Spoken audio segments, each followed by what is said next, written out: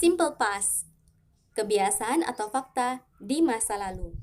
Time signalnya tadi pagi, this morning, kemarin, yesterday, 2 hari yang lalu, 2 days ago, dulu, long time ago, beberapa hari yang lalu, a few days ago, tadi, last time, tadi malam, last night, minggu lalu, last week, bulan lalu, last month, tahun lalu, last year.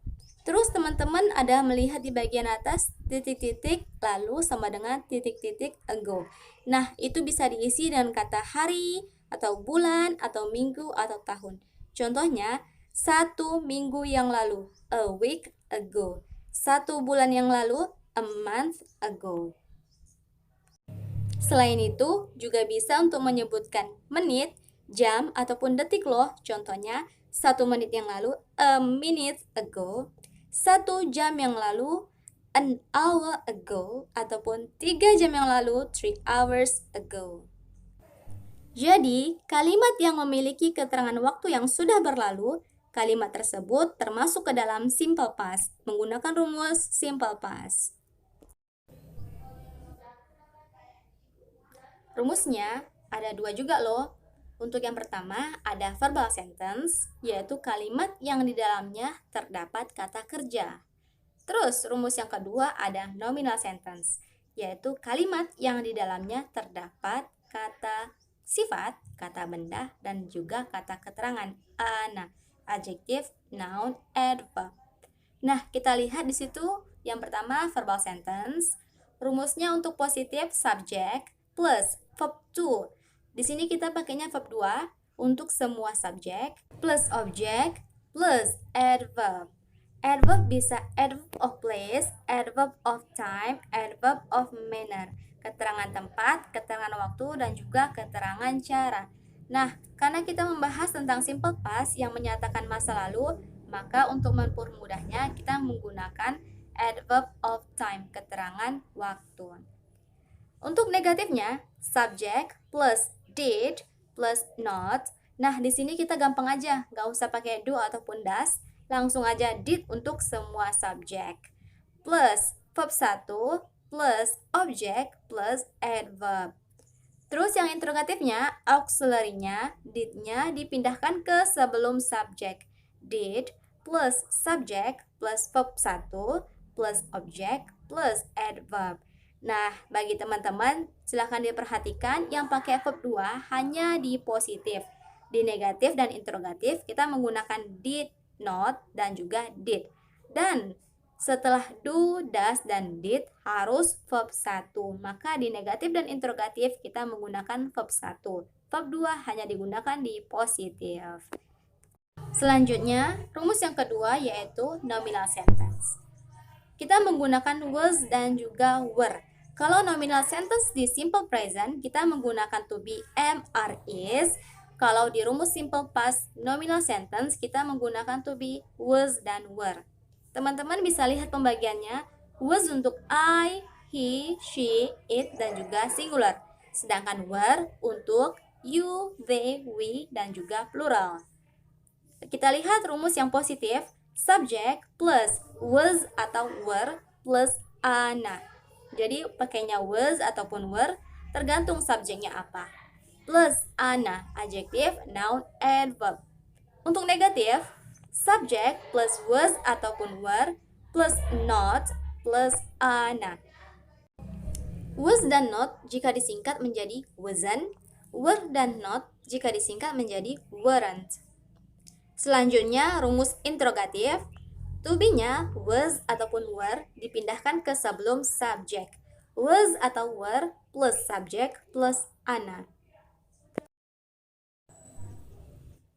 Contoh verbal sentence. Saya mengendarai sepedanya dia perempuan kemarin. Nah, ini adalah kalimat verbal kan? Ada kata kerja mengendarai. Mengendarai bahasa Inggrisnya ride. Verb 2-nya rode, verb 3-nya ridden. Ride, rode, ridden. Kita menggunakan verb 2, yaitu rode, dan kemarin yesterday. Saya mengendarai sepedanya dia perempuan kemarin. I rode her bike yesterday. Untuk negatifnya, saya tidak mengendarai sepedanya dia perempuan kemarin. Nah, kalau untuk negatif kita pakai did not, ketemunya verb 1. I did not ride her bike yesterday. I didn't ride her bike yesterday. Did not disingkat menjadi didn't. Boleh disingkat, boleh tidak. Dan untuk interrogatif, apakah saya mengendarai sepeda kemarin? Oke, jadi di situ ada kurang kata dia perempuan ya. Tapi sebenarnya kita menggunakan dia perempuan di dalam kalimat itu sesuai dengan positif dan juga negatifnya. Apakah saya mengendarai sepedanya dia perempuan kemarin? Did. Untuk kalimat tanya, did-nya, auxiliary-nya kita pindahkan ke sebelum subjek. Did I ride her bike yesterday? Did I ride her bike yesterday? Terus untuk nominal sentence, ibu-ibu kami cantik 20 tahun yang lalu. Jadi dia menceritakan bahwa ibu-ibu kami itu cantik loh 20 tahun yang lalu. Oke, jadi untuk bentuk positifnya, karena ibu-ibu ada banyak, maka ibunya harus ditambahin as mothers. Ibu-ibu kami, our mothers. Cantik, karena ibunya plural, maka pakainya adalah were, bukan was. Kalau satu singular pakainya was, kalau lebih dari satu plural pakainya were. Our mothers were pretty 20 years ago. Our mothers were pretty 20 years ago. Untuk bentuk negatif, ibu-ibu kami tidak cantik 20 tahun yang lalu. Our mothers were not pretty 20 years ago. Oke, jadi di dalam kalimat itu kurang kata not. Teman-teman bisa tambahin sendiri ya. Our mothers were not. Were dengan not digabungkan menjadi weren't. Our mothers weren't pretty 20 years ago. Selanjutnya, untuk interrogatif, maka to be-nya dipindahkan ke sebelum subjek. Were our mothers pretty 20 years ago? Were our mothers pretty 20 years ago?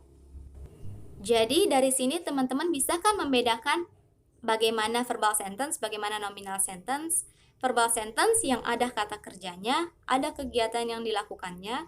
Kalau nominal sentence tidak ada kata kerjanya. Oke teman-teman. Oke, jadi bagian kali ini kita harus membedakan mana yang verbal sentence, mana yang nominal sentence. Yang pertama, mereka datang ke rumahku tahun lalu. Nah, itu verbal atau nominal? Ada kata datang. Datang itu adalah verbal sentence, kata kerja. Datang apa bahasa Inggrisnya? Come. Verb 2-nya apa? Came. Come, came. Verb 3-nya come lagi. Come, came, come. Kita menggunakan verb 2 ya.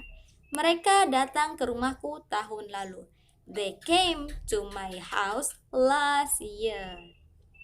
Nomor 2, Lucinta Luna dulu adalah seorang pria. Yang menyatakan ini adalah simple past, ada kata dulu. Nah, jadi di dalam kalimat ini ada kata kerjanya enggak? Lucinta Luna dulu adalah seorang pria. Enggak ada dong, enggak ada kata kerja di sini. Ini termasuk ke dalam sebuah noun ya, seorang pria. Jadi, kalau tidak ada kata kerjanya, kita menggunakan to be, was, dan were. Lucinta Luna satu orang, singular, maka kita menggunakan to be, was.